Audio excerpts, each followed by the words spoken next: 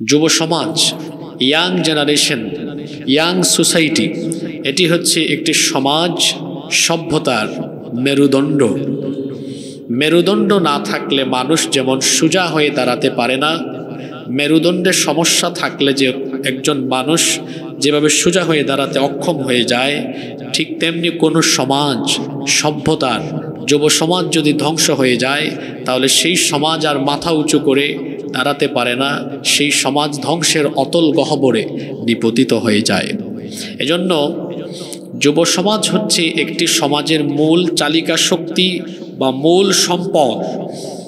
এই যুব সমাজকে যদি সঠিকভাবে গাইড করা যায়, তাহলে একটি জাতি তার সফলতার চূড়ান্ত শিখরে পৌঁছে যেতে পারে।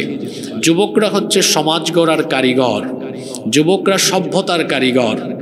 যুবকরা যদি সঠিক পথে থাকে, তাহলে ওই জাতিও সঠিক পথে থাকে। আর যুবকরা যদি দিগ্ভ্রান্ত হয়ে যায়, পথভ্রষ্ট হয়ে যায়, তাহলে ওই জাতীয় দিগ্ভ্রান্ত পথভ্রষ্ট হয়ে যাওয়ার সম্ভাবনা আছে। এজন্য আমরা দেখেছি যুগে যুগে যে সমাজ সভ্যতার উত্থান ঘটেছে, তার পেছনে যুবকদের কন্ট্রিবিউশন ছিল, যুবকদের অবদান ছিল। যুবকরাই একটা সমাজকে, একটা জাতিকে এগিয়ে নিয়ে যায়। এজন্য আমরা দেখেছি নবী করিম সাল্লাল্লাহু আলাইহি ওয়াসাল্লাম তিনি যখন দাওয়াত আরম্ভ করেছেন, প্রথমে তিনি যুবকদেরকে বেশি টার্গেট করেছেন এবং ইসলাম প্রচারে, প্রতিষ্ঠায়, ইসলামের জন্য স্যাক্রিফাইস, রক্ত, জীবন, আত্মত্যাগ, শাহাদাত, এগুলোতে অন্যান্যদের চাইতে যুবকরা সবচেয়ে বেশি অগ্রণী ভূমিকা পালন করেছে। সুবহানাল্লাহ। যুবকরা চিত্র বদলায় দিতে পারে, যুবকরা পরিস্থিতিকে পাল্টে দিতে পারে। আমি 2-3টা ঘটনা কোরআন হাদিস থেকে বলে তারপরে আমরা আলোচনার আরো গভীরে প্রবেশ করব ইনশাআল্লাহ। যুগে যুগে যুবকরা কিভাবে ইতিহাস পাল্টায় আপনারা দেখেন। আমি কোরআন থেকে একটা ঘটনা প্রথমে বলি। বনি ইসরাইল জাতির নাম আমরা সবাই জানি। এটি হচ্ছে এই পৃথিবীর একটি অন্যতম নেয়ামতপ্রাপ্ত জাতি। এই জাতির উপরে আল্লাহ তাআলা অসংখ্য নেয়ামত দান করেছিলেন। এটি আসমানি খাবার খাওয়া জাতি, মান্না সালওয়া খাবার খাওয়া জাতি। আবার এই জাতিকে আল্লাহ তাআলা অনেক নেয়ামত দিয়েছেন। 30 প্রান্তরে মেঘমালা দ্বারা তাদেরকে ছায়া দিয়েছেন। পাথর ফাটিয়ে দিয়ে তাদের সকল গোত্রের জন্য আল্লাহ তাআলা ঝর্ণা ধারা বহমান করে দিয়েছেন। সুবহানাল্লাহ। এটা সেই জাতি। মুসা আলাইহিস সালাম দুনিয়া থেকে চলে যাওয়ার পরে, আপনারা শুনতেছেন তো যুবকরা কিভাবে পরিস্থিতি পাল্টায়, ভালো করে খেয়াল করেন। মুসা আলাইহিস সালাম দুনিয়া থেকে চলে যাওয়ার পরে বনি ইসরাইল জাতি, তারা মুসা আলাইহিস সালাম যে পথে তাদেরকে রেখে গিয়েছিলেন, সেই পথ থেকে তারা বিচ্যুত হয়ে গেল। এরপরে তাদের এই নাফরমানির কারণে তাদের উপরে আযাব গজব নেমে আসলো। শুধু তাই নয়, একটা অত্যাচারী সম্প্রদায় তাদের উপরে চাপিয়ে দেওয়া হলো, যেই সম্প্রদায়ের নাম হলো আমালেকা সম্প্রদায়। আর এই আমালেকা সম্প্রদায়ের একজন জালিম শক্তিশালী বাদশা ছিল, তার নাম হলো জালুত। জোরে বলেন তো, তার নাম কি? জালুত। এই বাদশা বনি ইসরাইলের শিশুদেরকে, বনি ইসরাইলের মানুষদেরকে এমন কঠিন নির্যাতন নিপীড়ন করা আরম্ভ করলো যে গোটা বনি ইসরাইল জাতি নির্যাতন নিপীড়নে দিশেহারা হয়ে গেল। তখন তারা তওবা করলো, আল্লাহর কাছে আবেদন জানালো, আল্লাহ আপনি আমাদের জন্য একজন নবী ঠিক করে দেন। আল্লাহ তাআলা তখন এই জাতির জন্য হযরত শামুয়েল আলাইহিস সালামকে নবী বানিয়ে পাঠালেন। শামুয়েল আলাইহিস সালাম যখন নবী হিসেবে তাদের কাছে আগমন করলেন, তারা তখন বলল, আমরা যে মজলুম, আমরা যে নির্যাতিত, এই নির্যাতন নিপীড়ন থেকে আমরা নাজাত পেতে চাই, সেজন্যে আমরা এই অত্যাচারীদের বিরুদ্ধে যুদ্ধ করতে চাই। যুদ্ধ করার জন্য আমাদের কমান্ডার দরকার, আমাদের নেতা দরকার। আপনি আমাদের জন্য একজন নেতা ঠিক করে দেন। তারা যখন এই কথা বলল, শামুয়েল আলাইহিস সালাম তখন তাদেরকে বললেন, আল্লাহ কোরআনে ওই কথা বলেছেন, তিনি তাদেরকে শোনায় দিলেন, ইন্নাল্লাহা ক্বাদ বাআসা লাকুম তালুতা মালিকা। নিশ্চয়ই আল্লাহ তাআলা তোমাদের জন্য তালুতকে নেতা বানিয়েছেন। তালুত তিনি ধন সম্পদের দিক থেকে এতটা সমৃদ্ধ ছিলেন না, এতটা সম্পদশালী ব্যক্তি ছিলেন না। তারা আপত্তি তুলল, তালুত কিভাবে আমাদের নেতা হয়, সে তো আমাদের চাইতে বেশি সম্পদশালী না। তারা মনে করত ধন সম্পদ, টাকা পয়সা বেশি হওয়া, সম্পদ বেশি হওয়া, এটাই হচ্ছে নেতৃত্বের প্রধান গুণ। তখন শামুয়েল আলাইহিস সালাম তাদেরকে বললেন, শোনো, আমি তো তালুতকে নিজে নিজে নেতা বানাই নাই, বরং তালুতকে যিনি নেতা হিসাবে নির্ধারণ করেছেন তিনি কে? আরো জোরে বলেন, তিনি কে? আর তোমরা যে নেতৃত্বের জন্য যে গুণ তোমরা বড় মনে করো, টাকা পয়সা সম্পদশালী হওয়া আল্লাহর কাছে নেতৃত্বের জন্য এটা গুরুত্বপূর্ণ নয়, বরং তালুতকে আল্লাহ এই জন্য নেতা বানিয়েছেন কারণ তালুতকে আল্লাহ তাআলা ইলম এবং জ্ঞান এবং শরীরের দিক থেকে বাসতাতান ফিল ইলমি ওয়াল জিসম, জ্ঞান এবং শারীরিকভাবে আল্লাহ তাকে সমৃদ্ধ করেছেন, এজন্য আল্লাহ তাকে নেতা বানিয়েছেন। প্রথমে তারা না মানলেও পরবর্তীতে তারা মেনে নিয়েছিল। এবার তালুতের নেতৃত্বে আমালিকা সম্প্রদায়ের জালিম বাদশাহ জালুতের বিরুদ্ধে যুদ্ধ হবে। কোরআনে কারিমে জালুত আর তালুতের এই যুদ্ধের কাহিনী ডিটেইলস সূরা বাকারার ভেতরে এসেছে। এবার তালুত তিনি মুসলমানদের কমান্ডার, ইমানদারদের কমান্ডার, অন্যদিকে জালুত সে হলো কাফিরদের কমান্ডার, এইদিকে বনি ইসরাইলের কমান্ডার হলেন তালুত। কথা কেমন মনোযোগ দিয়ে শুনতেছেন দেখি বলেন তো? কাফিরদের বাদশা এবং সেনাপতির নাম হলো, মনোযোগ নাই, এটা বেউস হইয়া ওয়াজ না হর না কিতা? আমার সামনে বইলে মাথা লাগবো, আমি তোরা বাদে বাদে প্রশ্ন জিকাই, এটা একটা ক্লাস, যে টপিক দেওয়া হয়েছে ওই টপিকের উপরে আলোচনা হয়। মনোযোগ আসেনি আপনারা? কাফিরদের বাদশার নাম কিতা? আমি কোন পয়েন্টও দৌড়ছি আপনি বুধ ভাইরানি। যুগ জামানা পাল্টে দিতে চাই না অনেকজন, একজনই আনতে পারে জাতির জাগরণ। কিতা বিষয় দিছেন তার ভাইরানি, যুবক হলে কিতা করতে পারেন লোকে, এক যুবকে পরিস্থিতি বদলাই দিচ্ছে। আল্লাহু আকবার! কি জাত পাওয়ারফুল যুবক অনুকা। কাফির হলর বাদশার নাম কিতা? আর ভাই বনি ইসরাইলর নেতা হিসাবে আল্লাহ জানরে ঠিক করে দিচ্ছেন, এর নাম কিতা? তালুত। ও লাস্টের লুতি গান আছে, একজনের নাম শেষে যা আর একজনের নাম শেষে তালুত। আর এবার বনি ইসরাইলের কমান্ডার যিনি তালুত, তিনি তার বাহিনী নিয়ে জালুতের বাহিনীর সামনে চলে গেলেন। হযরত দাউদ আলাইহিস সালাম তিনি তখন অল্প বয়সী একজন যুবক ছিলেন। দাউদ আলাইহিস সালামের নাম তো আমরা সবাই জানি, তিনি আল্লাহর একজন পয়গাম্বর ছিলেন। কিন্তু এই ঘটনা যখন ঘটছে তখনও আল্লাহ তাকে নবুয়ত দেননি, তখন তিনি বয়সে তরুণ, বয়সে একজন যুবক। তিনি তালুতের বাহিনীতে একজন যোদ্ধা হিসাবে যোগদান করেছিলেন। এবার যুদ্ধে দুই বাহিনী মুখামুখি। জালুত এমন ভাবে যুদ্ধের মাঠে এসেছে, আপনারা খেয়াল করে শুনেন, তার মাথার মধ্যে লোহার হেলমেট, মাথার মধ্যে লোহার হেলমেট, আর পুরা শরীরে লৌহবর্ম পরিধান করা। আপনি তলোয়ার দিয়ে কুপাকুপির কোনো চান্স নাই, তীর মারারও কোনো চান্স নাই। মারতা কোন ভাই দেখো কাছেন সারাও তো প্যাকেট করিয়াইছে। এখন জালুত সে এসে যুদ্ধের মাঠে হুঙ্কার দিচ্ছে। সেই যুগে যুদ্ধের নিয়ম ছিল, সম্মিলিত যুদ্ধের আগে যারা রণযোদ্ধা, যারা বড় যোদ্ধা, তারা সম্মুখ যুদ্ধে অবতীর্ণ হতো। মনে করেন দুই গ্রুপ যুদ্ধে অবতীর্ণ, দুই গ্রুপের বিখ্যাত যোদ্ধা দুইজন আগে লড়াই করবে, এরকম আগে হতো। জালুত বলল, তোমাদের মধ্যে এমন কে আছে যা আমার মোকাবেলায় দাঁড়াবে? কোনো বীর থাকলে পাঠাও। কেউ আর কথা বলে না, কারণ জালুত দেখতে খুব শক্তিশালী ছিল। এখন তালুত এইদিকে চিন্তা করছেন কারে পাঠানো যায়। অল্প বয়সী একজন, বয়সে তরুণ এবং যুবক, নাম হলো দাউদ আলাইহিস সালাম। তখনও তিনি নবী হন নাই, নবুয়ত দেওয়া হয় নাই। তিনি এসে বলতেছেন তালুতকে, কমান্ডারকে বলছেন, মাননীয় কমান্ডার, আমাকে একটু চান্স দেন, সুযোগ দেন। তালুতে হইরা তোমার লাখান তিতকিরা বেটায় ইনো গিয়া কিতা করবায়।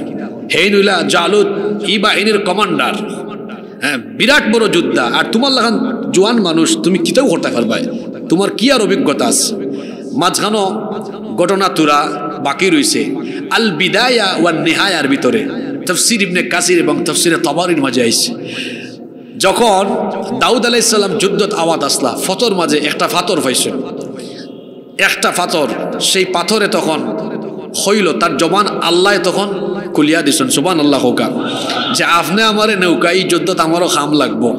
অলান তিনটা পাথর তিনি তিন জায়গা থেকে কালেক্ট করছেন, সুবহানাল্লাহ হোকা। এই তিনটা পাথর তানোর বেগর ভিতরে হারাইছেন। তো হিবাই জালুতে যখন সিল্লার ডাকের, খে আসো আও বা আমার সামনে, তালুতে খুচরা খারে ফাটানি যায়। এর মধ্যে দাউদ আলাইহিস সালাম মাননীয় কমান্ডার আমারে ফাটাউকা। তখন তালুতে কইরা তুমি গিয়াইনো কিতা করবাই, তোমার থেকে আরো বীর যোদ্ধা লাগবো, তাই না? কইরা আমি বীর যোদ্ধা না কিতা, আগে ফাটাউকা। কই না, তুমি ফাটায় নাই। দাউদ আলাইহিস সালাম কইরা আমি ফারমু কিনা, ফাটায় দেখো আমি কি জাত জিনিস, আগে ফাটায় দেখো কা। তাইন ফাটাইতা নাই। আর দাউদ আলাইহিস সালামের নাসুর বান্দা না, আমিও লগ ছাড়তাম না, ফাটানিও লাগবে। অবশেষে তালুত রাজি হইলা, ঠিক আছে তুমি যাও, তবে আমার খান্দা তাও, ধরো আমার তলোয়ার লইয়া যাও। লৌহ বর্ম দিলা, তলোয়ার দিলা। দাউদ আলাইহিস সালামে কইলা, তাল্লা খান কাফির রে মারবার লাগে, আমার কিতা তলোয়ার লাগবে না কিতা? সুবহানাল্লাহ কইতা নাই? কি জাত সাহসী চিন্তা করেন। তালুতে কইলা, তুমি কিলান মোকাবেলা করতাই? তাই কইলা, আপনি দাঁড়ায় দাঁড়াইয়া দেখো আমি কিলান মোকাবেলা করি। দাউদ আলাইহিস সালাম তো অত্যন্ত বিচক্ষণ আসলা, তাই দেখছেন যে তলোয়ার দিয়ে তারে কুনানো গেছে মারতাম, সারা শরীরে লৌহ বর্ম, মারার জায়গা আসেনি, এমনকি মাথা আঘাত করারও জায়গা নেই, কারণ লোহার হেলমেট পরা। তাই তানোর পজিশন আগে থেকেও ঠিক করে রাখছেন। দাউদ আলাইহিস সালাম পাথর নিক্ষেপ অত্যন্ত দক্ষ আসলা, সুবহানাল্লাহ হোকা। তো তাইনের লাগে আগে থেকে ফাত্তর লইয়া হইছেন, তাই জানন কিলান খাম করা লাগবে।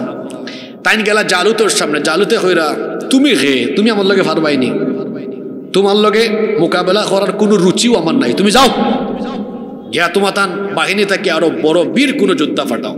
কারণ অল্প বয়সী মানুষ, জালুত চিন্তা করলো আমি এত সিনিয়র, হ্যাঁ এত জুনিয়র, তার সাথে কি আমি মোকাবেলা করতাম পারি? তুমি যাও, তোমার লগে যুদ্ধ করার কোনো রুচি আমার নাই। দাউদ আলাইহিস সালামে কইলা, আগে আগে বড় বড় মাত মারত না, আগে দেখো আমার সাথে পারোনি।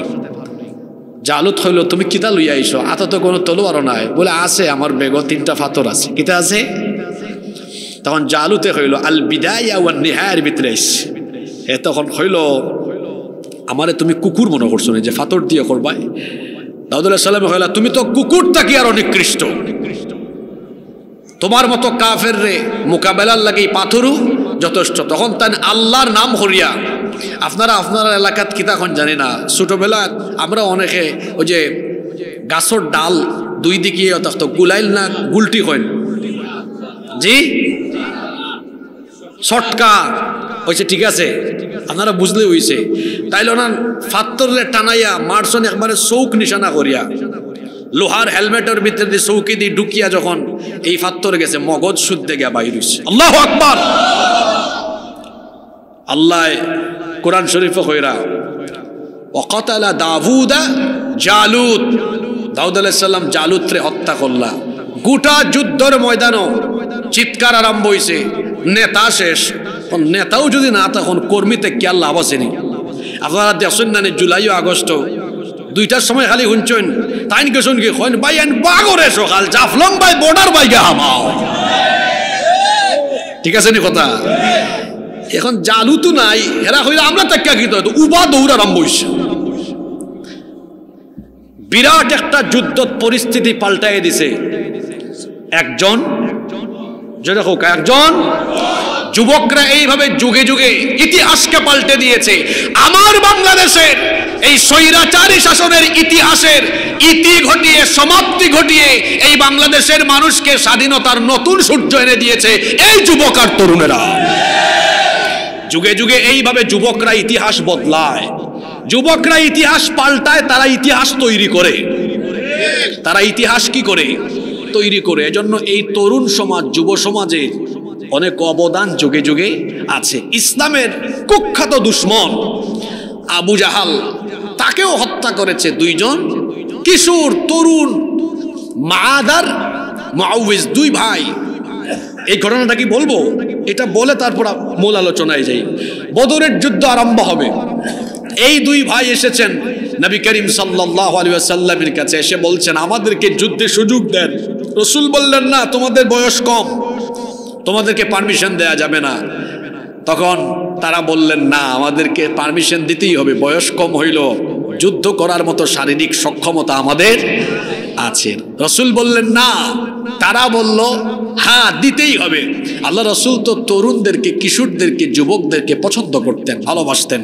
আল্লাহ রাসূল বললেন ঠিক আছে, তোমরা দুই ভাই একটু কুস্তি লাগো, দেখি তোমাদের শক্তি কেমন। এখন দুই ভাই কুস্তি লাগার আগে ছোটটা বড়টাকে বলতেছে, ভাই তুমি তোমার বড়, তোমার শক্তি বেশি, তুমি তো আমাকে একটা মারলেই আমি পড়ে যাব, ঠিক আছে প্রথমবার পড়ে গেলে দ্বিতীয়বার আমি ধরলে তুমি ইচ্ছে করে পড়ে যাইও। রাসূল যেন টের পান যে আমরা দুইজন কেউ কারো থেকে কম নয়। সুবহানাল্লাহ। আল্লাহ রাসূল তাদের আলাপ শুনে ফেলেছেন। রাসূল বললেন যুদ্ধের জন্য তোমাদের ভেতরে যে আবেগ আর প্রেরণা আছে এটাকে সম্মান জানিয়ে যাও, তোমাদের দুজনকে আমি পারমিশন দিয়ে দিলাম। সুবহানাল্লাহ। হযরত আব্দুর রহমান বিন আউফ রাদিয়াল্লাহু আনহু তিনি বলছেন বদরের যুদ্ধে আমি কাফিরদের প্রতি মনোযোগী হয়ে যুদ্ধ করছিলাম, কিন্তু এই দুইটা বাচ্চা ছেলে আমার কাছে এসে বারবার আমাকে বিরক্ত করে। তারা এসে বলতেছে ইয়া আম্মি আরিনি আবা জাহাল, হে চাচা আবু জাহেল কোনটা আমাদেরকে দেখায় দেন। আমরা শুনেছি সে রাসূলকে সবচেয়ে বেশি কষ্ট দিয়েছে, গালিগালাজ করেছে, আপনি দেখায় দেন। আব্দুর রহমান বিন আউফ রাদিয়াল্লাহু আনহু তখন হইরা তুমাতান লাখান দুই বাচ্চায় আবু জাহেলের খবর লইয়া চিন্তা করতে যাও, ডিস্টার্ব হইল না আমারে যুদ্ধ করতে দাও। এখন এরা তরুণ মানুষ তো আবার যায়, আবার এ হয় ও চাচা আঙ্কেল আবু জেহেল কোনটা একটু দেখায় দোকা। আব্দুর রহমান বিন আউফ রাদিয়াল্লাহু আনহু কইরা বারবার এই বাচ্চা ছেলেগুলো আমারে শুধু ডিস্টার্ব করে, আর হয় আবু জেহেল হয় বারবার। তারা যখন ডিস্টার্ব করে আমারে জিগায়, তখন আমি হইলাম ও যে দেখায়নি, দেখা যার কিছু সৈন্য দ্বারা পরিবেষ্টিত এই যে বাহনের উপরে বউ আছে, এটা হইল আবু জেহেল। আব্দুর রহমান বিন আউফ রাদিয়াল্লাহু আনহু কইরা আমি দেখানি মাত্র নজর করে দেখলাম এই দুই ভাই আল্লাহু আকবার তাকবীর দেয়া এতগুলা সৈন্যর ভেতর দিয়া তারা তারার মূল টার্গেট আবু জেহেলের কাছে পৌঁছাইলো। আর হযরত মাআজে গিয়াও আবু জেহেলের শরীরটাকে তান ফারে আলাদা হইয়া দিছে, হাঁটুর মাঝে তলোয়ার দিয়ে আঘাত করে আবু জেহেলের পারে দুই টুকরা করে দিছে। আল্লাহু আকবার। আবু জেহেলের ছেলে ইকরিমা বিন আবু জেহেল, ইকরিমা তখনও ইমানদার না, সে তখন এসে হযরতে মুআজের একটা হাতের মধ্যে আঘাত করেছে, একটা হাত কেটে গিয়ে লটকে আছে। এখন এক হাত দিয়ে তরবারি চালান, আরেক হাত ঝুলে আছে, কষ্ট হয়। তখন তিনি তার ঝুলে থাকা হাতকে পায়ের নিচে চেপে রেখে আরেক হাত দিয়ে নিজের হাতটাকেই ছিঁড়ে ফেললেন।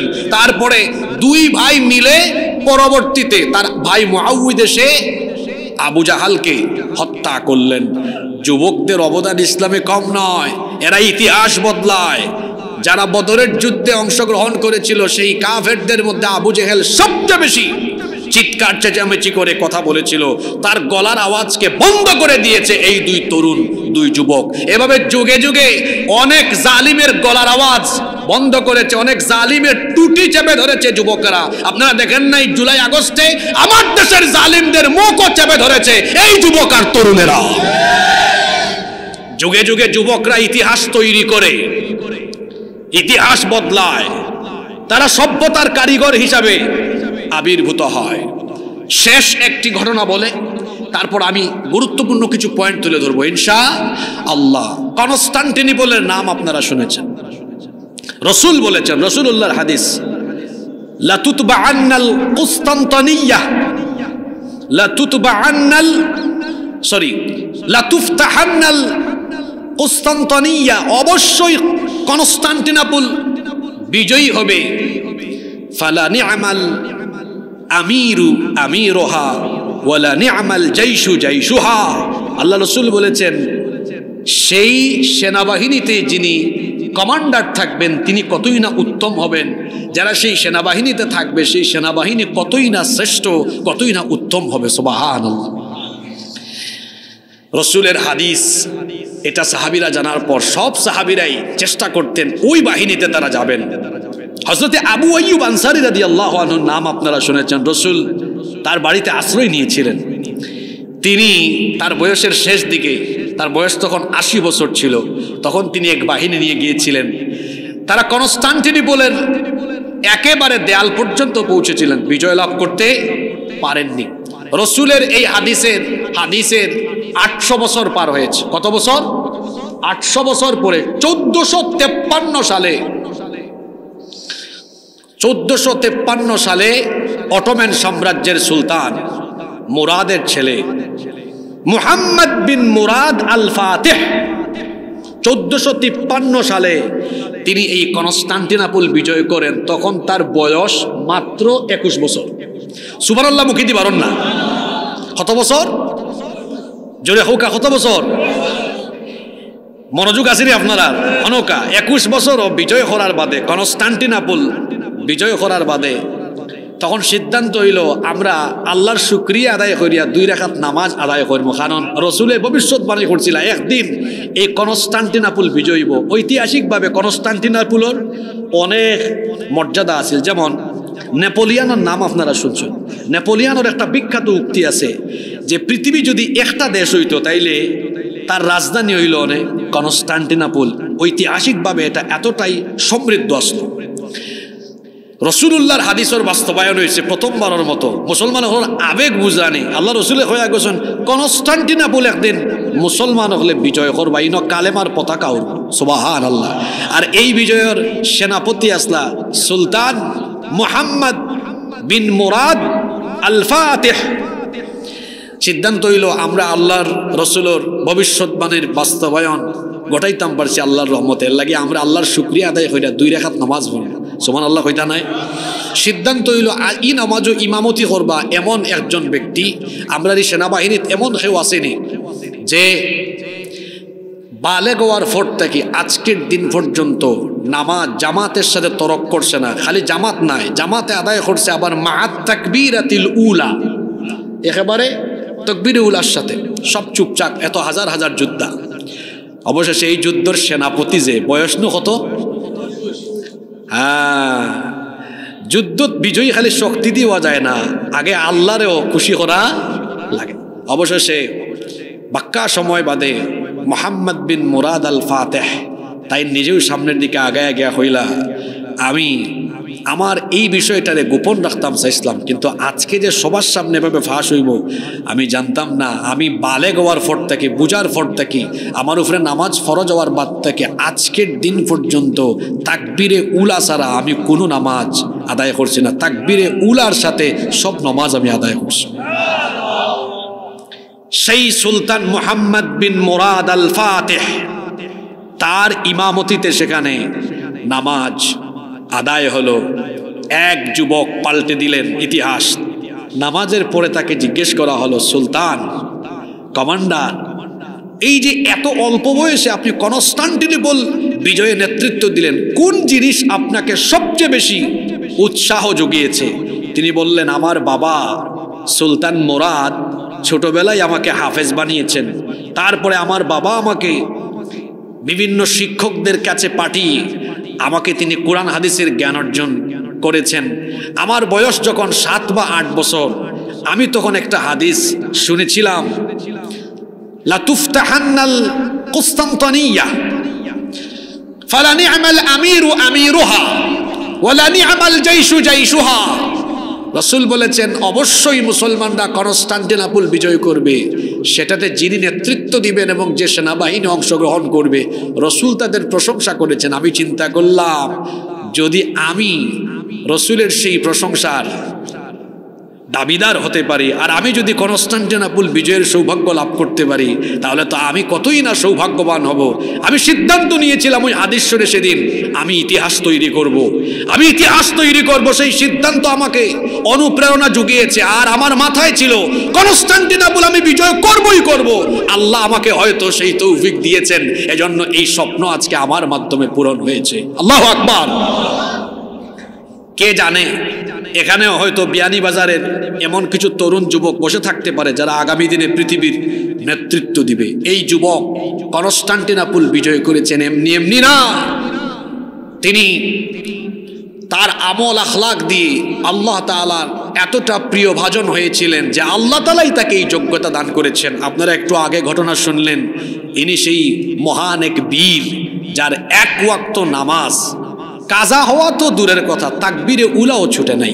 সুবহানাল্লাহ পড়বেন না? তাহলে বোঝা গেল সব যুবক ইতিহাস তৈরি করতে পারে না।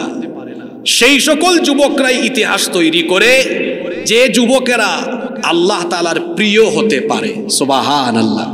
তাহলে ইতিহাস বদলাতে হলে, সভ্যতা গড়তে হলে, একটি আদর্শ সমাজ বা রাষ্ট্র গঠন করতে হলে একজন যুবককে আগে তৈরি হতে হবে। আর তৈরি হবে সে কিভাবে? আল্লাহর দ্বীনের আলোকে সে তার নিজেকে গঠন করতে হবে। আল্লামা ইমাম কুরতুবী রহমতুল্লাহ আলাইহি বড় চমৎকার একটা কথা বলেছেন। তিনি বলেছেন, যৌবনকাল হলো কচু পাতার পানির মতো। আছে এখানে পানি পড়লে টলমল খেয়ে মনে হয় যে কোনো সময় এই টলমল টলমল করা পানি পড়ে যেতে পারে। কচু পাতার পানি যেমন যে কোনো মুহূর্তে পড়ে যাওয়ার সম্ভাবনা থাকে, ঠিক তেমনি যৌবনকাল মানুষের হায়াতের, মানুষের জীবনের এমন এক রিস্কি মোমেন্ট, চারপাশে শয়তানি ফাঁদ, শয়তানি ষড়যন্ত্র, চরিত্র বিধ্বংসী উপাদান, মোবাইল, ইন্টারনেট চারপাশে আছে।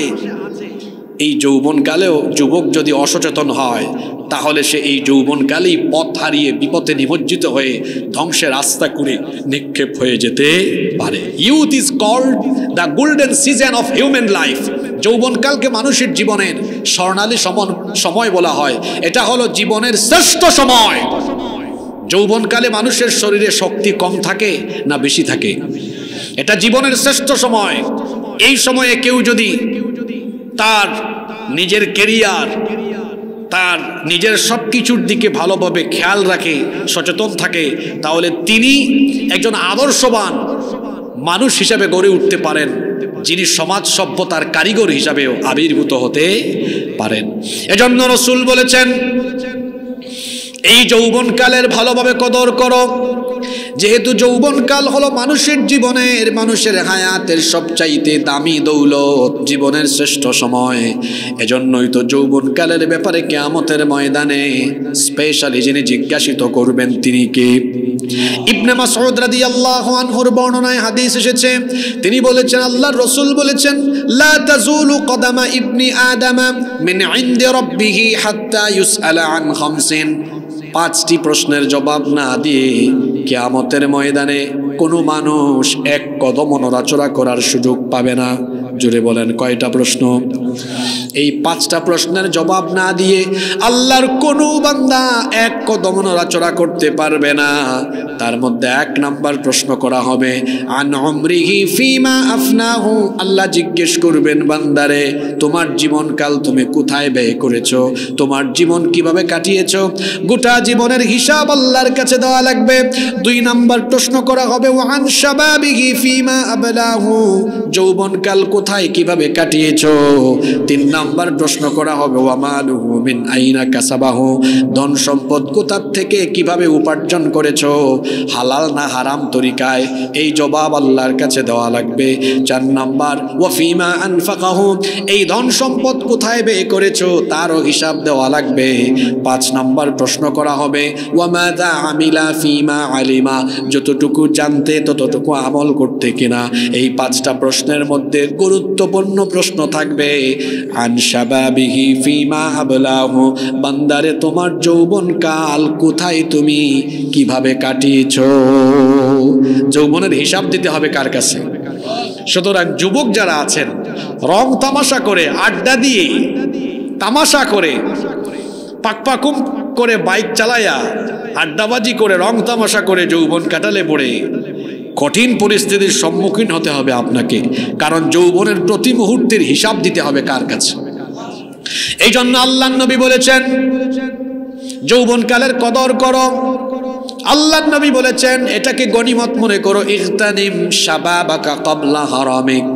বুড়া হওয়ার আগে যৌবনকালের কদর করো, কারণ এই যৌবনকাল মানুষের জীবনের এমন এক স্বর্ণালী সময়, এটা যখন চলে যায় আর ফিরে আসবে না, ফিরিয়ে আনা যাবেও না। এজন্য আল্লাহর নবী বলেছেন, বুড়া হওয়ার আগেই তুমি তোমার যৌবনকালের কদর করো। যৌবনকালের কদর করতে হবে, কারণ এই যৌবন এটা চলে গেলে আর ফিরে আসবে না। টাকা গেলে টাকা পাওয়া যায়, সম্পদ গেলে সম্পদ পাওয়া যায়, কিন্তু যৌবন চলে গেলে যৌবন আর ফিরে পাওয়া যায় না। এজন্য যৌবনকে কাজে লাগাতে হবে। প্রশ্ন হতে পারে, how to spend your time, কিভাবে আপনি আপনার যৌবনকে সঠিকভাবে কাজে লাগাবেন, যৌবনের কদর বা মূল্যায়ন কিভাবে করবেন। এই যৌবন যিনি দিয়েছেন, জোরে বলেন তো তিনি কে? মনে রাখতে হবে যুবক ভাইদেরকে, youth is not a gift given by your leader. যৌবন আপনার নেতার দেওয়া গিফট নয়। কারণ অনেক যুবককে দেখা যায় যৌবনকালে তারা যৌবনের তাড়নায় আবেগে না বুঝে তারা অনেক ক্ষমতালোভী স্বার্থান্বেষী ব্যক্তিদের ক্ষমতার হাতিয়ার বা উপাদানে পরিণত হয়। দেখা যায় মোটরসাইকেল দিয়ে তাদের সামনে পিছনে চামচামি করে, এদের পিছনে ঘুরঘুর করে সামান্য বিরিয়ানি আর সামান্য কিছু দুনিয়াবি স্বার্থে দেখা যায় এই যুবকেরা অনেক নেতা, অনেক ব্যক্তির ক্ষমতা, স্বার্থ, গদি আর চেয়ারের লাঠি কিংবা উপাদান হিসেবে তারা ইউজড হয়, তারা ব্যবহৃত হয়। যুবক ভাইদেরকে বলছি, এই যৌবন কারো চামচামি করার জন্য দেওয়া হয় নাই। নিজের আত্মসম্মান বাড়ান, ব্যক্তিত্ব বাড়ান। এই যৌবন দেওয়া হয়েছে আল্লাহর জমিনে আল্লাহর গুলামি করার জন্য, আল্লাহর জমিনে আল্লাহর গুলাম হয়ে নবী করিম সাল্লাল্লাহু আলাইহি ওয়াসাল্লামের অনুসারী হয়ে তার আদর্শে জীবন গঠন করবার জন্য। কিন্তু আপনি আপনার যৌবন চামচামি করে করে শেষ করে দিচ্ছেন। এই যৌবন তো কারো চামচামি করার জন্য এই যৌবন দেওয়া হয় নাই, যৌবন দেওয়া হয়েছে কার গোলামের জন্য। সূরা ফুরকানের একটা আয়াত আমার মনে পড়ল, এই যৌবনে অসৎ ব্যক্তিদের সঙ্গে সাথী হইয়েন না। কথায় আছে, সৎসঙ্গে স্বর্গবাস, অসৎ সঙ্গে সর্বনাশ। অসৎ নেতা যারা আপনাকে কোরআন সুন্নাহর পথে আহ্বান করে না, যারা আপনাকে নামাজের কথা বলে না, যারা আপনাকে কোরআন সুন্নাহর দিকে আহ্বান করে না, যারা নিজেরাই ক্ষমতার জন্য হালাল হারাম কিছুই বুঝে না, সে শুধু দুনিয়া বুঝে, ক্ষমতা বুঝে, এই সকল ব্যক্তিদের সঙ্গে সাথী হয়ে নিজেই আপনার নিজের জীবনটাকে ধ্বংসের পথে নিবেন না। কোরআনে কারীমের 25 নম্বর সূরা ফুরকানের 27 নম্বর আয়াতে আল্লাহ তাআলা বলছেন, ওয়া ইয়াউমা ইয়া'আদ্দু-যালিমু আলা ইয়াদাইহি ওয়া ইয়াকুলু ইয়া লাইতানি ইত্তাখাযতু মা'আর রাসূলি সাবিলা। আল্লাহ তাআলা বলছেন, সেই দিন জালেমেরা তাদের দুই হাত কামড়ায় কামড়ায় আফসোস করে বলবে, আয় দুর্ভাগ্য, আমি যদি রাসূলের অনুসরণ করতাম। তারা আরো বলবে, ইয়া ওয়াইলাতা লাইতানি লাম আত্তাখিদ ফুলানান খলিলা, আমি যদি অমুককে আমার বন্ধু না বানাতাম, অমুকের সাথে যদি আমি চলাফেরা না করতাম, তাহলে আজ আমি বেঁচে যেতাম। সেই দিন আপনি আফসোস করবেন। এটা তো মরার পরের খবর। দুনিয়াতেও আরেক কিয়ামত হয়েছে, আপনারা তো দেখেছেন। দুনিয়ায় অনেক মানুষ এখন এমন চিপায় পড়েছে, বলতেছে, হায় রে হায়, গত কয়েকটা বছর যদি অমুকের সাথে না থাকতাম আর ছবি না তুলতাম, আজকে বেঁচে যেতাম। ওখানে আরম্ভ হয়েছে না অপারেশন ডেভিল হান্ট, শুনছেন না আপনারা?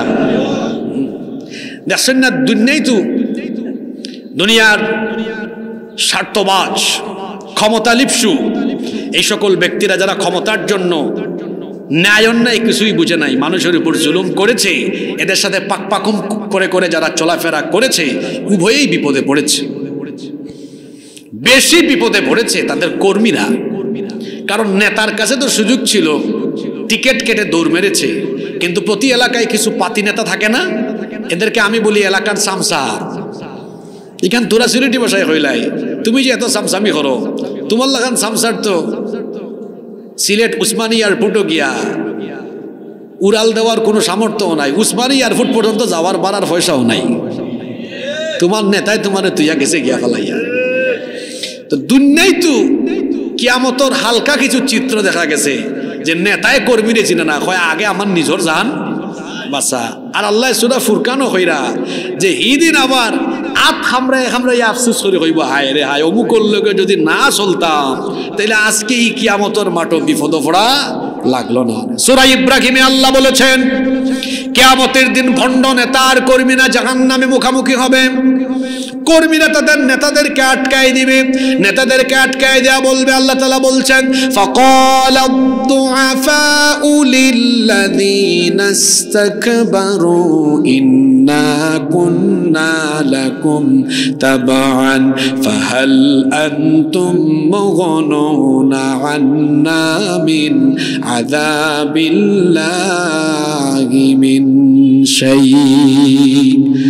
কর্মীরা নেতাদেরকে আটকায় বলবে ইন্না কুন্না লাকুম তাবআন, নিশ্চয়ই আমরা আপনাদের অনুসারী ছিলাম, আপনারা যা বলেছেন তাই করেছি, যাকে মারতে বলেছেন তাকেই মেরেছি, যে হুকুম দিয়েছেন সেই হুকুম পালন করেছি। দুনিয়াতে আপনাদের হুকুম মেনে কাজ করলে কোথাও আটক হয়ে গেলেও আপনারা আমাদেরকে গিয়ে উদ্ধার করেছেন, হেল্প করেছেন, সাহায্য করেছেন। কিন্তু এখন তো আমরা কিয়ামতে কঠিন পরিস্থিতির সম্মুখীন হতে যাচ্ছি, জাহান্নামে আমরা শাস্তি ভোগ করার পর্যায়ে চলে এসেছি। আজকে আপনাদের কাছে আমাদের প্রশ্ন হলো ফাহাল আনতুম মুগনুনা আন্না মিন আযাবিল্লাহি মিন শাই, আজকে আল্লাহর আযাব থেকে আমাদেরকে বাঁচানোর জন্য আপনি কিছু করতে পারবেন নাকি? নেতারা তখন বলবে, নেতাদের একটা খাসলত আছে, মাইক পাইলে মাইক ছাড়ে না। এখন আমরা আছি আরো বিপদ, এখন নাই সবসময় বিপদ। অনেকে দেখবা মাহফিলও আইয়া আরে হায় মাইক পাইলে মাইক আর ছাড়েন না, হুজুর বইয়া তুইয়া বক্তৃতা আরম্ভ হয়।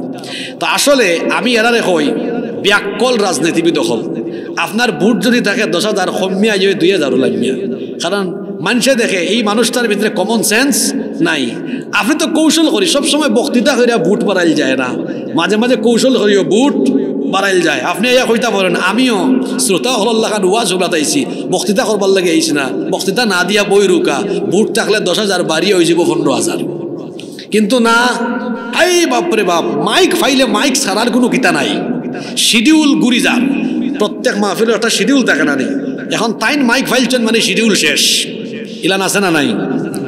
আচ্ছা, যখন কর্মীরা বলবেন আপনি কি আমাদেরকে আজ জাহান্নাম থেকে আল্লাহর আযাব থেকে বাঁচানোর জন্য কিছু করতে পারবেন, নেতারা বক্তব্য শুরু করবে। সেখানে কি বলবে আল্লাহ বলছেন, তখন তারা বলবে ক্বালু লাউ হাদানাল্লাহু লাহাদাইনাকুম, তারা হইবা আমরা দোষ দিও না রে বা, লাউ হাদানাল্লাহু লাহাদাইনাকুম, যদি আল্লাহ আমরা হেদায়েত দিতা তে তোমরাও আমরা হেদায়েতের হতে ডাকলাম মনে। কর্মীরা বলবে এটা কোনো কথা হলো নাকি? উভয় পক্ষ যখন বাদানুবাদে লিপ্ত হবে তখন নেতারা তাদের কর্মীদের উদ্দেশ্যে বলবে সাওয়াউন আলাইনা আজাজি'না আম সাবারনা মা লানা মিন মাহিস। আমাদের কর্মীরা আজকে চিৎকার চেঁচামেচি লাফালাফি বিশৃঙ্খলা করো না, কারণ আজকে আমরা এমন জায়গায় এসেছি এখানে যতই চিল্লা চিল্লি আর লাফালাফি করো না কেন, আজকে তোমাদের অবস্থা আর আমাদের অবস্থা সাওয়া, সমান সমান। আজকে দয়গুরু নেতাও কর্মীও আজাব হইব কিতা সমান সমান, তারা উঠে হইব আমরা এটা মানি না, আমরা এটা। আল্লাহ বলবেন কি ব্যাপার, তোমরা আবার কি মানো না? কর্মীরা তখন বলবে আল্লাহ আমাদের নেতারা বলছে জাহান্নামে নাকি তাদের আর আমাদের আযাব সমান সমান হবে, আমরা এটা মানি না। আল্লাহ বলবেন তাহলে তোমরা কি চাও? কর্মীরা এবার তাদের নেতাদের ব্যাপারে আল্লাহর কাছে নেতাদের বিরুদ্ধে দুইটা দাবি তুলে ধরবে। জোরে বলেন কয়টা?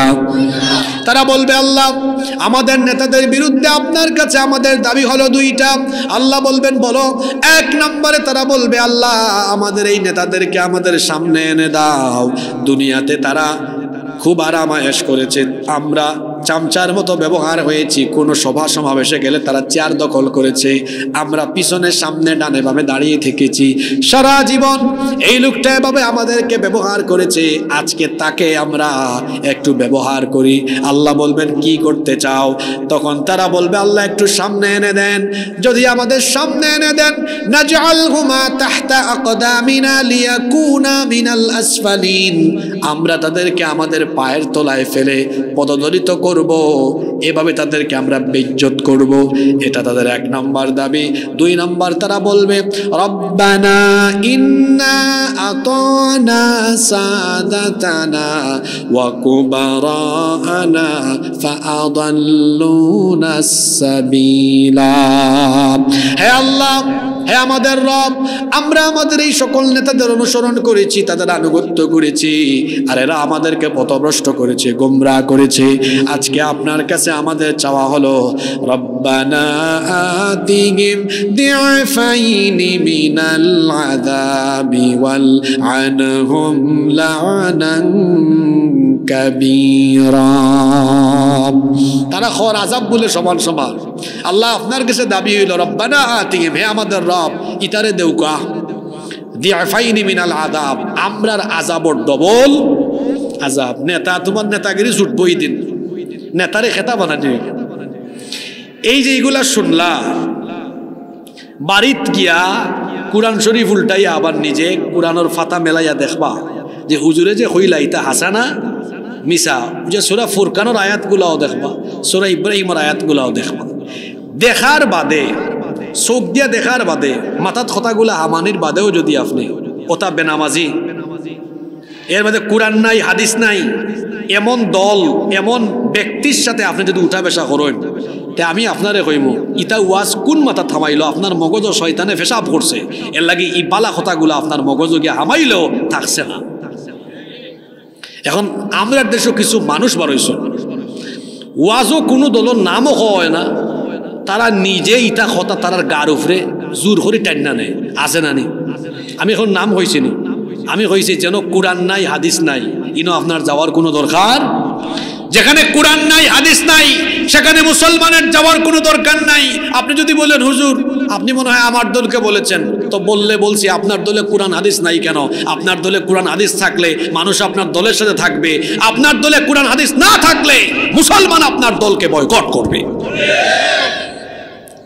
আমার যুবক ভাইদেরকে আমি বলছি খবরদার, এইভাবে আপনাদের যৌবন তথাকথিত ব্যক্তিদের কাছে আপনারা আপনাদের যৌবনকে বন্ধক রাখবেন না, তাকে ব্যবহার করার সুযোগ দিবেন না।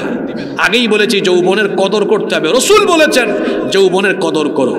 এখন আপনার প্রশ্ন হলো যৌবনের কদর করব কেমনে? যৌবন যিনি দিয়েছেন সেই যৌবন দাতা মহান আল্লাহর কাছে আপনার যৌবনকে আপনি বিক্রি করে দিবেন, আপনার যৌবনটাকে আপনি ওয়াকফ করে দিবেন। আপনার যৌবনকে যদি আপনি আল্লাহর কাছে ওয়াকফ করে দেন, আল্লাহর কাছে বিক্রি করে দিতে পারেন, আল্লাহ আপনাকে উত্তম বিনিময় দিবেন। মনে রাখবেন আপনার যৌবন হলো ক্ষণস্থায়ী, জীবনও হলো ক্ষণস্থায়ী। ক্ষণস্থায়ী এই জীবনের ক্ষণস্থায়ী যৌবন যদি আপনি আল্লাহ তাআলাকে দিয়ে দিতে পারেন, আল্লাহ তাআলা আপনার উপর খুশি হয়ে গিয়ে ক্ষণস্থায়ী যৌবন আল্লাহকে দিলে আল্লাহ খুশি হয়ে আপনাকে চিরস্থায়ী যৌবন দিয়ে চিরস্থায়ী জান্নাতের মালিক বানায় দিবেন। কারণ বুখারী, মুসলিম, তিরমিজি সহ বিখ্যাত হাদিসের অনেকগুলো গ্রন্থে হাদিস এসেছে, আল্লাহর নবী বলেছেন সাবাতুন ইউদিল্লুহুমুল্লাহু ফি যিল্লিহি ইয়াউমা লা যিল্লা ইল্লা যিল্লুহ। 7 শ্রেণীর মানুষকে রব্বুল আলামিন কিয়ামতের ময়দানে আরশে আজিমের ছায়ার নিচে জায়গা দিবেন, যেই দিন আল্লাহর আরশের ছায়া ছাড়া আর কোনো ছায়া থাকবে না। এর মধ্যে 1 শ্রেণীর মানুষ হলো তারা ওয়াশাবুন নাশাআ ফি ইবাদাতিল্লাহ, যে যুবক তার যৌবনকাল আল্লাহর ইবাদতে কাটিয়েছে, সেই আল্লাহওয়ালা যুবককে কিয়ামতের দিন আরশে আজিমের ছায়ার নিচে যিনি জায়গা দিবেন তিনি কে? এজন্য এই যৌবন আল্লাহর দ্বীনের পথে পরিচালিত করতে হবে। আল্লাহর দ্বীনের পথে এই যৌবন আপনি পরিচালিত করলে বলে আপনি আল্লাহর প্রিয় বান্দায় পরিণত হয়ে যাবেন। আর এই ধরনের যুবকদেরকে দিয়ে ইতিহাস বদলানো যায়, সভ্যতা তৈরি করা যায়। যেমনি ভাবে ইতিহাস বদলে দিয়ে নতুন সভ্যতা বিনির্মাণ করেছেন কনস্টান্টিনোপল বিজয়ী সেই সুলতান মুহাম্মদ বিন মুরাদ আল ফাতিহ, যিনি তাকে এমনভাবে তৈরি করেছেন, বালেগ হওয়ার পর থেকে তিনি এক ওয়াক্ত নামাজ জামাত তরক করেন নাই, তাকবীরে উলা তরক করেন নাই, যার কারণে মাত্র 21 বছর বয়সে কনস্টান্টিনোপল বিজয় করার সৌভাগ্য তিনি লাভ করেছেন। আল্লাহু আকবার। আমার এই বাংলাদেশকে নতুন করে গড়তে হলে এই যুব সমাজকে, এই তরুণ সমাজকে এগিয়ে আসতে হবে। চুল উফরেদি উল্টাইয়া আর পাকপাকুম হইয়া চললে এই বাংলাদেশে নতুন করে গড়া যাইত না, বরং জ্ঞানে, বিজ্ঞানে, প্রজ্ঞায় সব দিক থেকে আগাই আইতে হইব। সব দিক থেকে যোগ্যতা লাভ করলে পড়ে এই যোগ্যতা সম্পন্ন এবং আমল আখলাকওয়ালা যুবকদের দ্বারাই এই নতুন বাংলাদেশ বিনির্মাণ করা সম্ভব হইব ইনশাআল্লাহ। হোকা আমার যুবক ভাইয়েরা, আল্লাহর রসুল তো একটি সোনালী সমাজ গঠন করেছিলেন। সেই সোনালী সমাজ গঠনে যুবকেরা কি অবদান তাইরা রেখেছিল। এই যুবকেরা সেই সোনালী সমাজ গঠনের জন্য নিজেদের যৌবনকে আল্লাহর রসুলের হাতে এমন ভাবে তারা দিয়েছিল, রসুল যেখানে যেতে বলেছেন সেখানে তারা চলে গিয়েছেন, রসুল যেদিকে গিয়েছেন সেখানে তারা রসুলের সঙ্গে সাথী হয়ে গিয়ে তারা রসুলের সাথে গিয়েছেন। সুবহানাল্লাহ পড়েন। আল্লাহ রসুল এই যুবকদের মাধ্যমে কিভাবে একটি নতুন সোনালী সমাজ গঠন করেছিলেন। এই যুবকেরা ছিল এতটাই পাগল পাড়া, এই যুবকেরা ছিল এতটাই পাগল পাড়া, তারা কোরআন সুন্নাহর আলোকে একটি নতুন সমাজকে গঠনের জন্য রসুলুল্লাহর সাথে এমনভাবে দৃঢ় প্রত্যয় নিয়ে রসুলের সঙ্গী সাথী হয়ে তারা থেকেছিল রসুলের সাথে।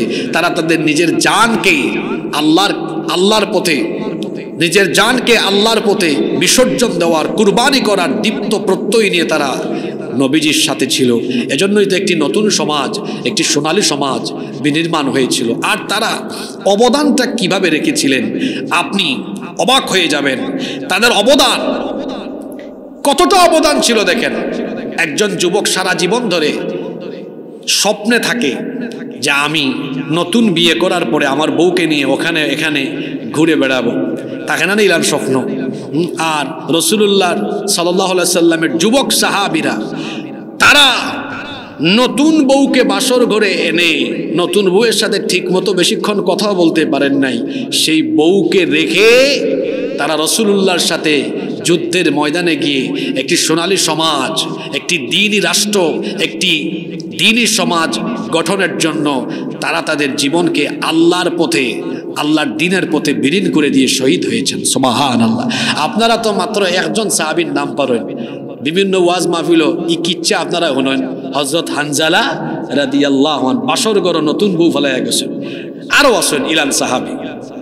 আমরা যুবক হল তো এমন, লন্ডন যদি তাকে ইয়া বিয়া করে, আগেও হয় আমি বিয়া করিয়া 1-2 মাস গড় থাকবো, কোনোবা যাইতাম না, কোনো ডিউটি করতাম না। চাকরি করলে আগেও হইব বস আমারে কিন্তু 2 মাস ছুটি দেওয়া লাগবে, নতুন বিয়া করলাম। মানে মানুষের বুঝার আগেও যে নতুন বিয়া করেন না জানি কিতে হইব। হায় রে হায়। মুতার যুদ্ধর 3 জন সেনাপতির একজন আব্দুল্লাহ বিন রাওয়াহা বাসর গড় নতুন বউ তুইয়া গিয়ে শহীদ হয়েছে। আর একজন সাহাবীর কাহিনী আমরা অনেকেই জানি না, হযরতে জুলাইবিব রাদিয়াল্লাহু আনহু।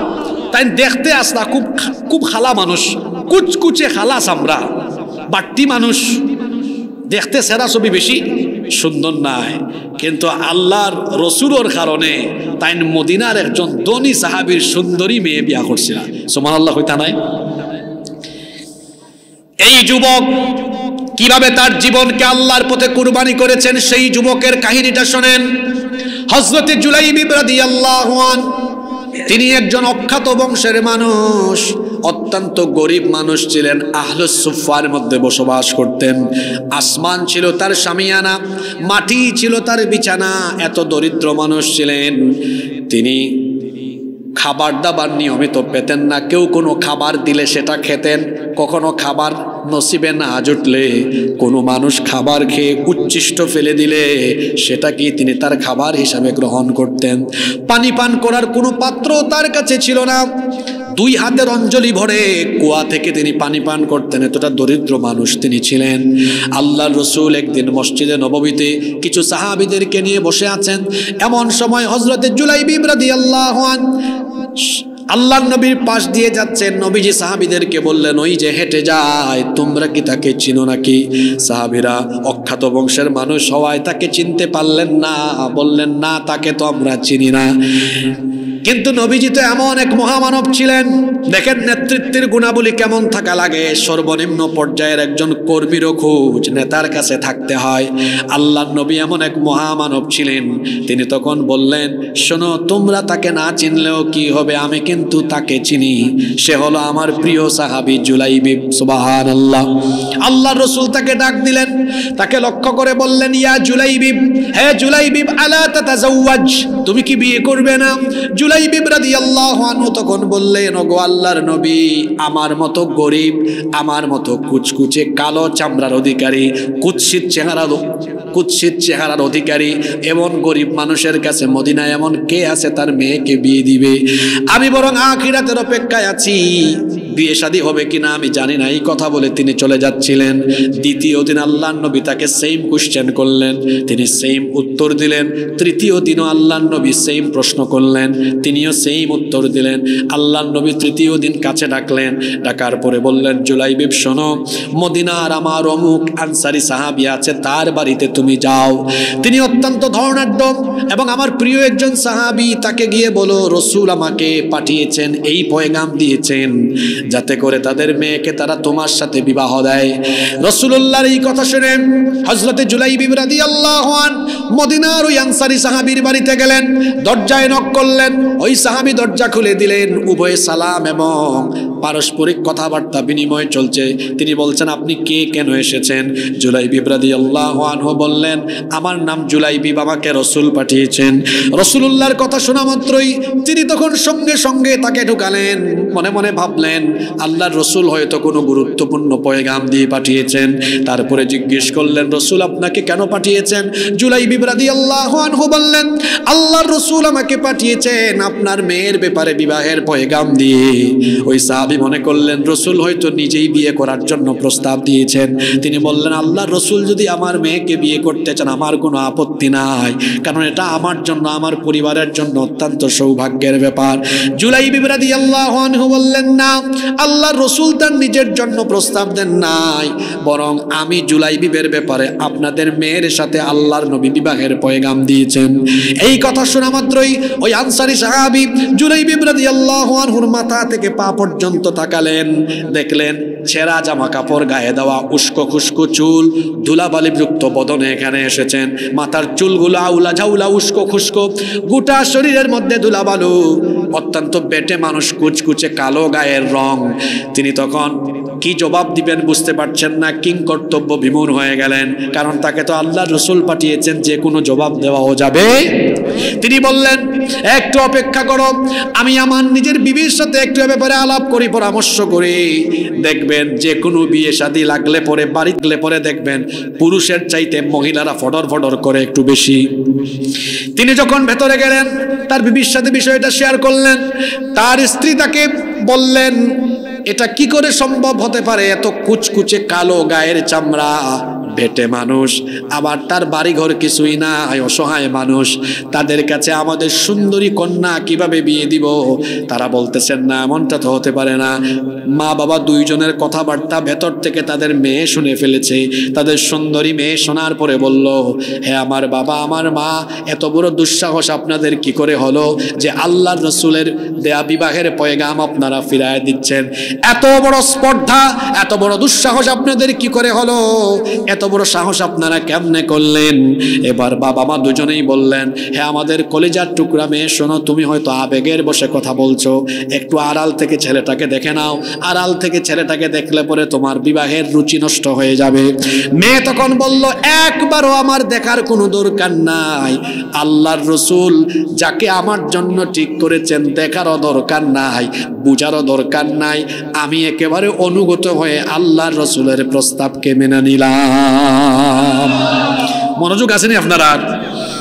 যুবক ভাই হলে বেশি করে হনুকা। তবে আমার বিষয় যেটা দেওয়া হয়েছে বিষয় বালা, কিন্তু ওয়াজ করতে খুব একটা মজা পাইয়ান না, কারণ আমি আশ্চর্য হইলাম আজকে এই এলাকা দিয়া ফয়লা জোয়ান মানুষের সংখ্যা একটু কম কম লাগে।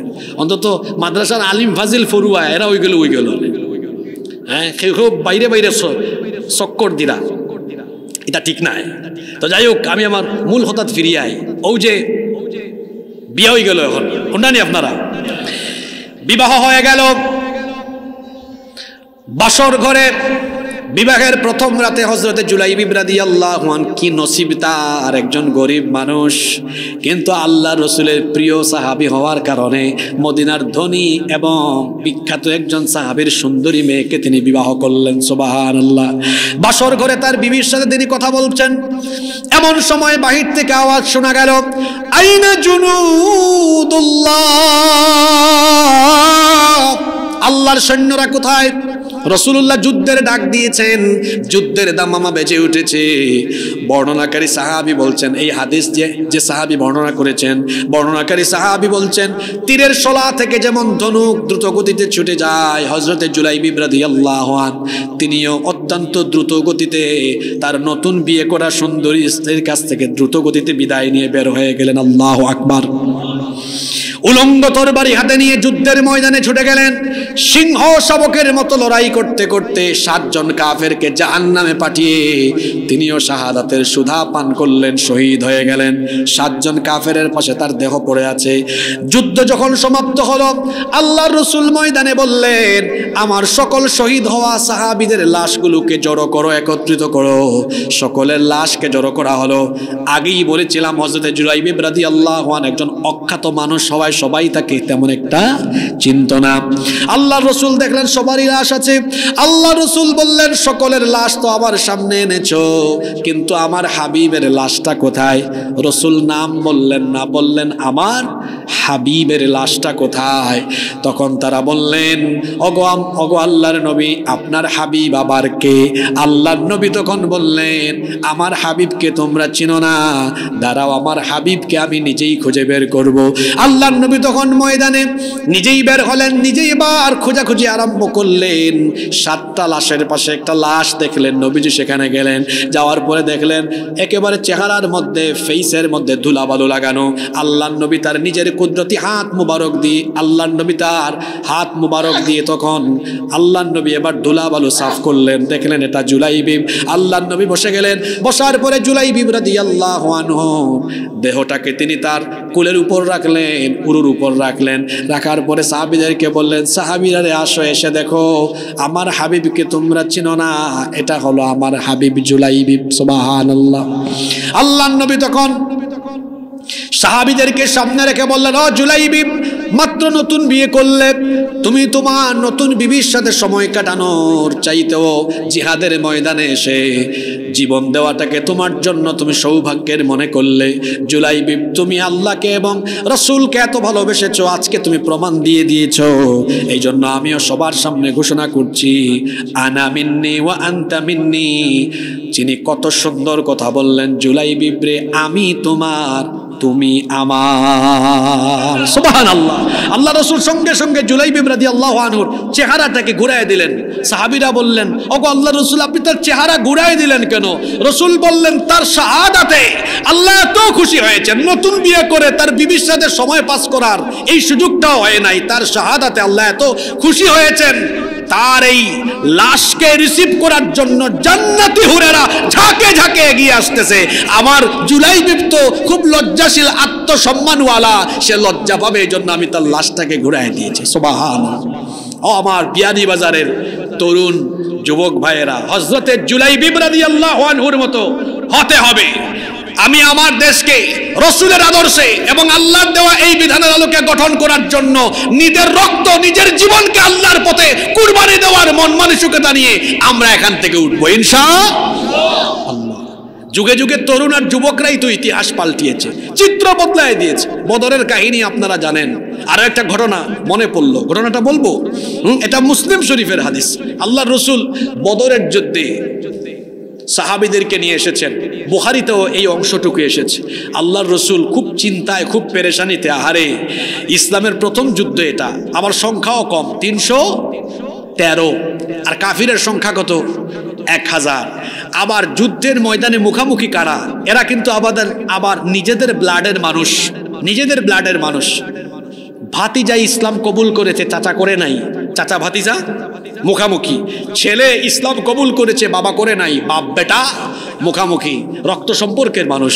রসুল চিন্তা করছেন আজ যদি ইমানি চেতনার চাইতে আত্মীয়তার চেতনার টান বেশি মারে তাহলে তো নির্ঘাত এই যুদ্ধে পরাজয় ঘটতে পারে। আল্লাহ রসুল পেরেশানিতে পড়ে গেলেন। হযরতে মিকদাদ বিন আমর রাদিয়াল্লাহু আনহু বিষয়টা বুঝতে পারলেন। এটা বুখারীতে এই অংশটুকু এসেছে। ফাকামাল মিকদাদ বিন আমর রাদিয়াল্লাহু আনহু, তিনি দাঁড়িয়ে বললেন, আল্লাহর রাসূল আপনি টেনশন করছেন, আমরা বুঝতে পেরেছি। টেনশন করবেন না, ইমদি লিমা আরাকাল্লাহ ফানাহনু মাআক, আমরা আপনার সাথে আছি, আমাদেরকে নিয়ে চলুন, আল্লাহ যেদিকে আদেশ করেছেন সেদিকে নিয়ে যান, আমরা আপনার সাথে আছি। সুবহানাল্লাহ মুখি দি বারণ না নেই, মনোযোগ আসেনি না নাই? আল্লাহর রাসূল তিনি চিন্তায় পেরেশানিতে আছেন। এমন সময় মিকদাদ রাদিয়াল্লাহু আনহু বললেন, আমরা আপনার সাথে আছি, চলেন আমাদেরকে নিয়ে যান। ওয়াল্লাহি, আল্লাহর নামে কসম করছি, লা লা লা নাকুলু লাকা কামা ক্বালাত বানু ইসরাঈল লিমূসা, আল্লাহর কসম বনি ইসরাইলের লোকেরা মুসা নবীর সাথে যে আচরণ করেছিল আমরা আপনার সাথে সে আচরণ করব না। তারা মুসা আলাইহিস সালামের সাথে আমালিকা সম্প্রদায়ের বিরুদ্ধে যুদ্ধে গিয়ে তারপরে বলেছিল, ইযহাব আনতা ওয়া রাব্বুকা ফাকাতিলা ইন্না হাহুনা কাঈদুন, তুমি আর তোমার আল্লাহ দুইজনে যুদ্ধ করো, আমরা বসে বসে দেখি। নাউযু বিল্লাহি মিন যালিক, ওগো আল্লাহর রাসূল আমরা বনি ইসরাইলের মতোই আচরণ করব না, বরং আমরা আপনাকে ঘোষণা করছি, আমরা বলছি ইযহাব আনতা ওয়া রাব্বুকা ফাকাতিলা ইন্না মাআকুমা মুকাতিলুন, আমাদেরকে নিয়ে চলুন, যতক্ষণ আমাদের শরীরে প্রাণ থাকবে আপনার সাথে আমরা কাফিরদের বিরুদ্ধে লড়াই করব। আল্লাহু আকবার। আল্লাহর রাসূল তো খুশি হয়ে গেলেন, খুশি হয়ে বললেন, এবার এই অংশটুকু আসছে মুসলিম শরীফে, আল্লাহ রাসূল বলছেন, এই যদি তোমাদের মনের অবস্থা হয়, কুমু ইলা জান্নাতিন আরদুহা কাআরদিস সামাওয়াতি ওয়াল আরদ, যুদ্ধের ময়দানের দিকে না সাহাবীরা, চলো চলো চলো জান্নাতের দিকে, যে জান্নাতকে আল্লাহ আসমান জমিনের চাইতে তোমাদের জন্য আলো বিশাল করে বানিয়েছেন। সকলের মুখে দিয়ে সুবহানাল্লাহ আন্না নেই, হতার উজর বুঝা জান্নাত লাগিল। তখন একজন সাহাবী, এন বয়সে খুব তরুণ, খুব যুবক, নাম হইল উমাইর ইবনুল হুমাম আল আনসারী রাদিয়াল্লাহু আনহু, তিনি আনসারী সাহাবী ছিলেন। তিনি তখন বললেন, বাখ বাখ ইয়া রাসূলুল্লাহ, আমরা বলি সাল্লাল্লাহু আলাইহি ওয়াসাল্লাম। বাখ বাখ এটা হচ্ছে আল লুগাতুল মাহাল্লি, আঞ্চলিক ভাষা। আমরা দেশে আঞ্চলিক ভাষা আছে না নি? সিলেট আইলে আমরা কই ভাই সাহেব কিতাব আলা নি, আয়ুকা বুঝাউকা, তোরা আপনি কিচ্ছু হইলেও কা, তোরা খাইলেও কা না কিতা। আমি তো চট্টগ্রাম থাকি, হিনোর ভাষা আরবের আছে লাগাই, কোনটা বোঝা যায় না, বুঝছেন নি? হিনো আপনার গেলে কইব বাজি কেন আছো, গম আছো নি? হ্যাঁ, আমরা ওখানে খানো যাইরা, আপনারা কইব হডে, খুব সাংঘাতিক ভাষা। আঞ্চলিক ভাষা আছে না নি? তে বাখ বাখ এটা হইল আঞ্চলিক ভাষা। এর মানে হইল মা আহসানাহু ওয়া মা আযমাহু, অর্থাৎ কত সুন্দর কথা আপনি কইছেন যে আমরা বদরের ময়দানও লড়াইও গেলে আমরার লাগে আল্লাহ এমন জান্নাত রাখছেন যে জান্নাত আসমান জমিন থেকে আরো বড়। সুবহানাল্লাহ। এই সাহাবী কইলা এত সুন্দর কথা শুনছি। ওয়া কানা ইয়াকুলুত তামার, তাই খেজুর খাওয়াত আসলা। কিতা খাওয়াত আসলা? তাই খেজুর খাওয়াত আসলা। আল্লাহ রাসূলের এই কথা শুনে খেজুরের প্যাকেট এভাবে ছুঁড়ে মারলেন, ফেলে দিলেন। তারপরে বললেন, লা ইন আনা হুইতু আন আকুলা তামারাতি হাদিহি ইন্নাহা লাহায়াতুন তাওয়িলা, আপনার জবান থেকে এই কথা শোনার পরেও আমি যদি খেজুর খাই জান্নাতে যেতে আমার লেট হয়ে যাবে। উলম্ব তরবারি হাতে নিয়ে ময়দানে ঝাঁপিয়ে পড়লেন। অনেক কাফিরকে জাহান্নামে পাঠিয়ে এই যুবক সাহাবীও শহীদ হয়ে গেলেন। যখন বদরি সাহাবীদের লাশকে একত্রিত করা হয়েছে, রাসূল এই লাশ যখন দেখলেন, সাহাবীরা বললেন, ওগো আল্লাহর রাসূল, তাকে চিনেছেন? ওই খেজুর হাত থেকে ফেলে দেওয়া সাহাবী। রাসূল বললেন, তোমরা সাক্ষ্য থাকো, সাক্ষী থাকো, ইন্নাহু মিন আহলিহা, নিশ্চয়ই সে আমার এই সাহাবী আল্লাহর ওয়াদা করা সেই জান্নাতের মালিক হবে। সুবহানাল্লাহ। এইভাবে করে যুবকেরা ইতিহাস পাল্টে দিয়েছে, সভ্যতা বিনির্মাণ করেছে। আমার এই বাংলাদেশকে কোরআন সুন্নাহর আলোকে, রাসূলের আদর্শে এই বাংলাদেশকে একটি কল্যাণমুখী রাষ্ট্র হিসেবে গঠন করবার জন্য রাসূলের সেই বদরি উমাইর ইবনুল হুমাম আল আনসারী সাহাবী, ওই জুলাইব রাদিয়াল্লাহু আনহুর মতো, হযরত আব্দুল্লাহ বিন রাওয়াহা রাদিয়াল্লাহু আনহুর মতো, হানজালা রাদিয়াল্লাহু আনহুর মতো এগিয়ে আসতে হবে। তবে এর আগে ওই যে মুহাম্মদ বিন মুরাদ আল ফাতিহ, তার মতো নিজেকে গঠন করতে হবে। কিচ্ছাইটা মনে আসেল নি কিতা মরার আসল হোক আছেন মোহাম্মদ বিন মুরাদ আল ফাতিহ কনস্টান্টিনোপল বিজয় করছিল। কত বছর বয়স? জোরে হোক, কত বছর বয়স?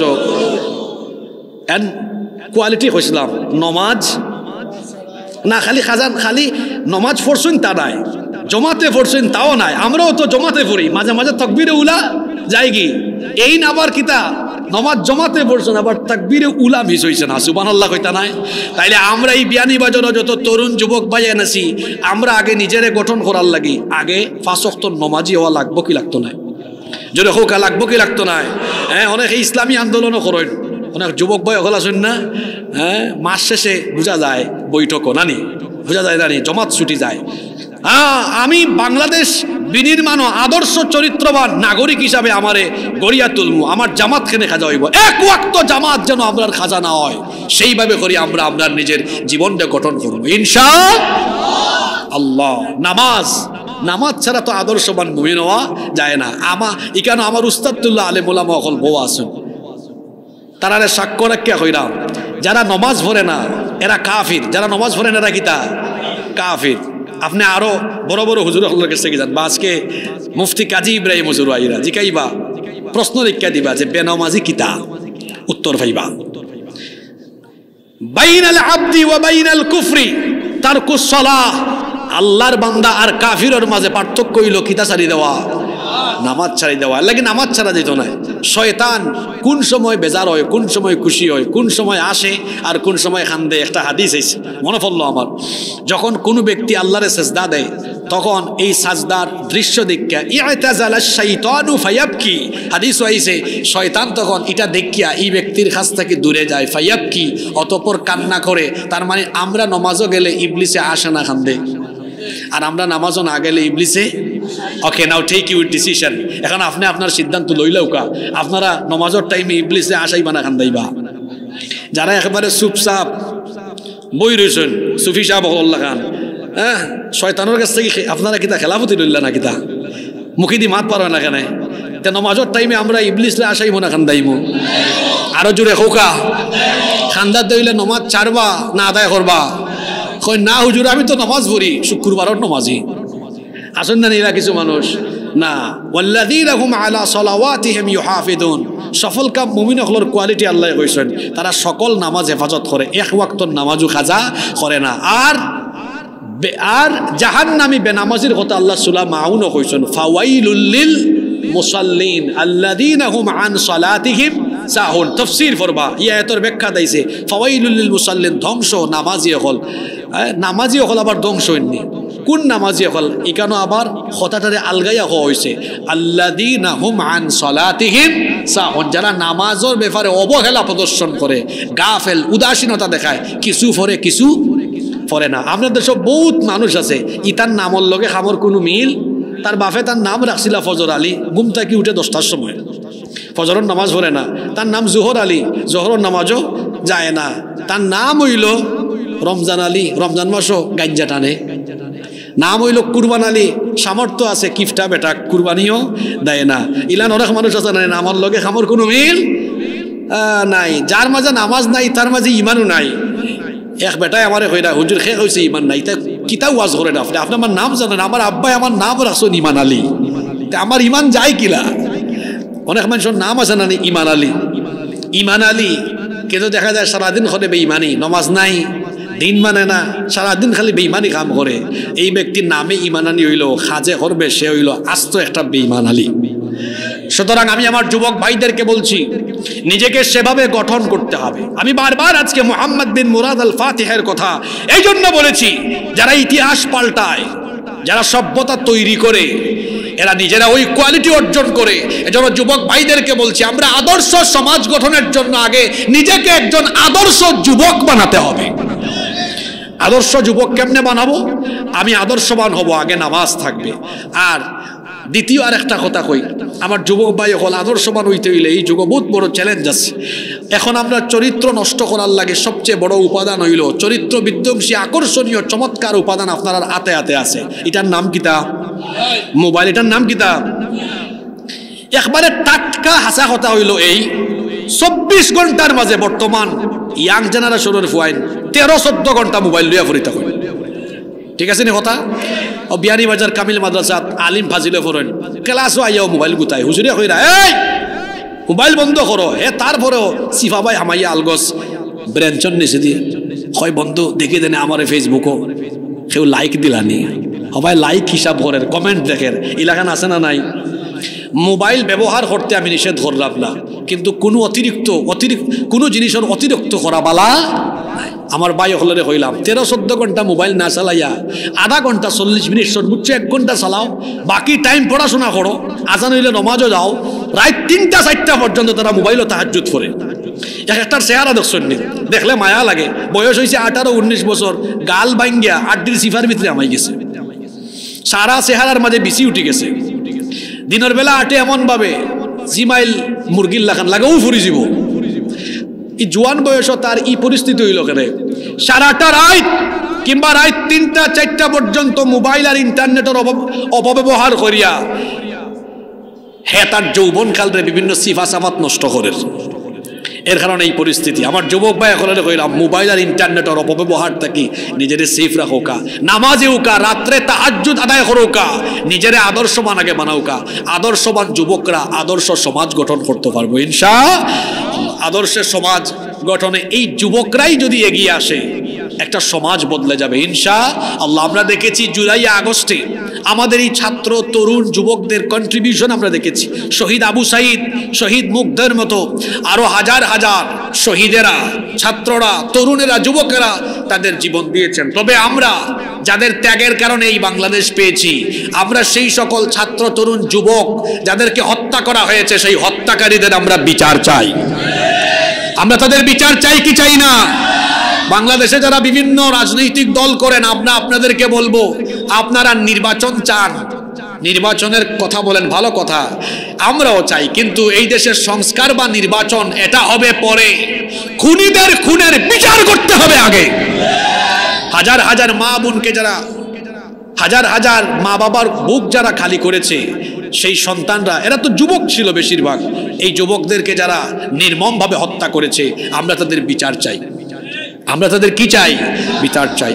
সম্মানিত ভাইয়েরা, আমরা আদর্শ সমাজ গঠনে যুব সমাজের ভূমিকা নিয়ে দীর্ঘ সময় ব্যাপী কথা বলেছি। আজকের এই আলোচনা থেকে আমরা যে কয়েকটি বিষয় জানতে পারলাম তার মধ্যে উল্লেখযোগ্য, আসসালামু আলাইকুম, নারায়ে তাকবীর। আমাদের আজকের মাহফিলের সম্মানিত মেহমানবৃন্দ এসেছেন, বিশেষ করে আজকের মাহফিলের মূল আকর্ষণ আপনাদের এই বিয়ানীবাজারের কৃতি সন্তান, আপনাদের গৌরব, শুধু বিয়ানীবাজার নয় সিলেটের গৌরব, আমাদের সকলের প্রিয় এবং ভালোবাসার মানুষ, শহীদ ঈদগাহ বাংলাদেশ জামাতে ইসলামী ঢাকা মহানগরীর সংগ্রামী আমির এবং দক্ষিণ এশিয়ার সর্ববৃহৎ ইসলামী ছাত্র সংগঠন বাংলাদেশ ইসলামী ছাত্র শিবিরের সাবেক কেন্দ্রীয় সভাপতি, এই বিয়ানীবাজার গোলাপগঞ্জ আসনের আগামী দিনের কান্ডারি, গণমানুষের প্রিয় ব্যক্তিত্ব, জননন্দিত জননেতা জনাব মোহাম্মদ সেলিম উদ্দিন ভাই এসেছেন। আমরা তাকে আন্তরিক অভিনন্দন এবং মোবারকবাদ জানাচ্ছি। তার পাশাপাশি আমরা ওনার জন্য দোয়া করছি আল্লাহ তাআলা যেন এই জাতির খেদমতের জন্য এবং এই সংসদীয় আসনের মানুষের খেদমতের জন্য আল্লাহ যেন তার গুলামকে কবুল করেন। আমি দীর্ঘ সময় আদর্শ সমাজ গঠনে যুব সমাজের ভূমিকা এই টপিকের উপরে কথা বলেছি। আমি আমার বিয়ানীবাজারের তরুণ যুবক ভাইদেরকে বলবো, সুলতান মুহাম্মদ বিন মুরাদ আল ফাতিহার মতো নিজেকে আগে নামাজি বানান, যাতে এক ওয়াক্তের নামাজ আমাদের কাজা না হয়। নবী করিম সাল্লাল্লাহু আলাইহি ওয়াসাল্লামের যুবক সাহাবীরা যেভাবে নিজেদেরকে কোরআনের শিক্ষায়, কোরআনের দীক্ষায় দীক্ষিত করে তারা যেভাবে আদর্শ মানুষ হয়ে আদর্শ সমাজ গঠনে নবীজির সাথে কাজ করেছেন, আমরাও ঠিক তেমনি আদর্শ যুবক হয়ে আমরা আদর্শ সমাজ গঠনের জন্য নিজেদের সর্বস্ব উজাড় করে দিয়ে আল্লাহর জমিনে আল্লাহর দ্বীন কায়েমের পথে আমরা ঐক্যবদ্ধভাবে কাজ করব ইনশাআল্লাহ। আল্লাহ তাআলা আমাদেরকে সেই তৌফিক দান করুন। সুবহানাকা আল্লাহুম্মা ওয়া বিহামদিকা আশহাদু আল্লা ইলাহা ইল্লা আনতা আস্তাগফিরুকা ওয়া আতুবু ইলাইক। ওয়াসসালামু আলাইকুম ওয়া রাহমাতুল্লাহি ওয়া বারাকাতুহু।